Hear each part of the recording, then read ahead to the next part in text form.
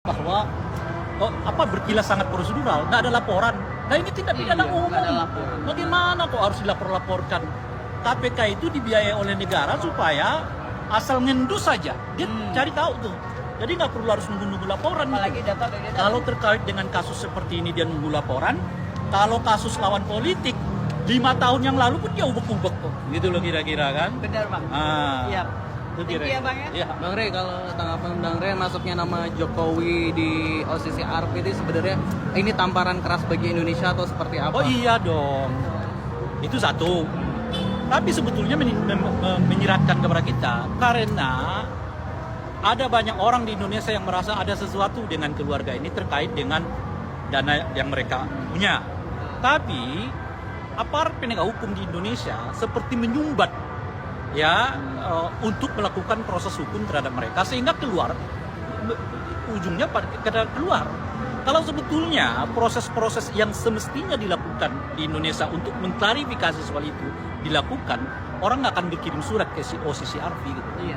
Jadi OCCRP itu bagian dari protes bagaimana para penegak hukum kita di Indonesia seperti mengabaikan berbagai hal yang menurut pandangan publik ada sesuatu yang perlu dikelirkan di dalam kekayaan keluarga Pak Jokowi gitu loh kira-kira. Itu satu. Nah, yang paling penting juga diketahui bahwa penilaian OCCRP itu nggak hanya terkait dengan korupsi. Istilah mereka itu kan pemerintahan yang korup. Korup itu salah satunya korupsi. Tapi di luar korupsi itu ada soal hak asasi manusia, ada pengerukan sumber daya alam, ada pemilu yang dianggap manipulatif gitu ya, ada konflik sosial yang berkepanjangan.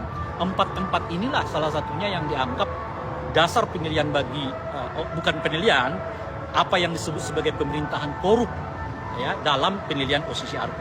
Apakah empat-empatnya mengenai pemerintahan Pak Jokowi? Saya kira iya. Ya kan? Tren penghormatan hak asasi manusia kita turun. Ya kan? Pemilu yang Anda tahu sendiri Pilpres yang kemarin gitu ya. Lalu soal sumber daya alam, waduh jangan tanya lagi luar biasanya. Konflik sosial di antara kita juga mulai terjadi khususnya di eranya Pak Jokowi. Jadi dari 4 aspek ini sebetulnya masuk di dalam penilaian posisi RP, tinggal pidananya sekarang. Apakah terjadi korupsi atau tidak. Jadi pemerintahan korup alas posisi RP itu jauh lebih luas dari sekedar tindak pidana korupsi itu. Tindak pidana korupsi satu hal, tapi bagian dari korup itu, tapi kebijakan pemerintahannya sendiri dapat dinilai dalam pengertian posisi RP itu apakah pemerintahan yang korup atau tidak. Bang Rey, ini kan sebenarnya mungkin banyak lembaga anti korupsi di dunia gitu. Kalau Bang Rey sendiri melihat OCCRP ini sebagai lembaga yang seperti apa? No, lagi-lagi saya tekankan, OCCRP itu tidak hanya lembaga yang berhubungan dengan korupsi toh. Korupsi itu kan tindakan individual yang mengambil keuangan negara. Tetapi mereka juga menilai hal-hal di luar itu. Apa itu? Apakah pemerintahannya menghormati hak asasi manusia? Apakah pemerintahannya menghormati sumber daya alam? Apakah pemerintahannya melaksanakan pemilu yang fair atau tidak? Apakah pemerintahannya mengatasi konflik sosial atau tidak?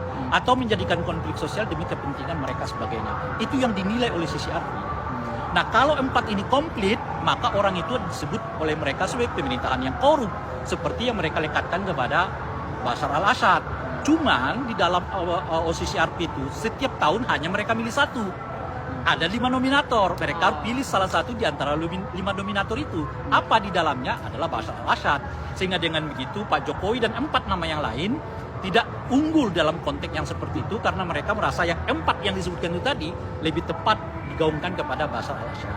Tapi yang saya mau katakan, indikator yang disebut dengan korup seperti disebutkan oleh OCCRP sebagai prasyarat mereka menyebut pemerintahan korup itu, Anda rasa ada nggak di Indonesia?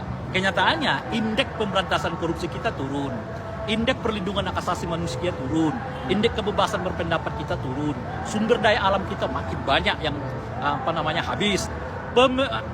Pemilu dan kita yang kemarin Anda tahu sendiri seperti apa. Jadi sebetulnya tanpa dinilai oleh OCCRP pun kita udah bisa menilai pemerintahan korup itu ya mungkin masuk di dalam kategori yang disebutkan oleh OCCRP.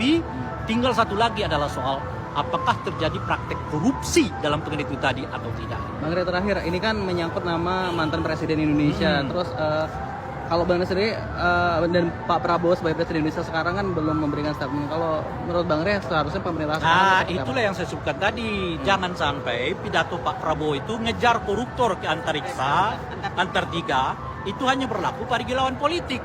Bagi teman politik cukup antar kita, gitu loh kira-kira tuh. Nah, ya oleh karena itu kita tunggu pidatonya Pak Prabowo. Apakah dia akan ngejar ke Antartika atau cukup antar kita? Bang Rey, kasih semangat emak-emak dong Bang Rey buat besok.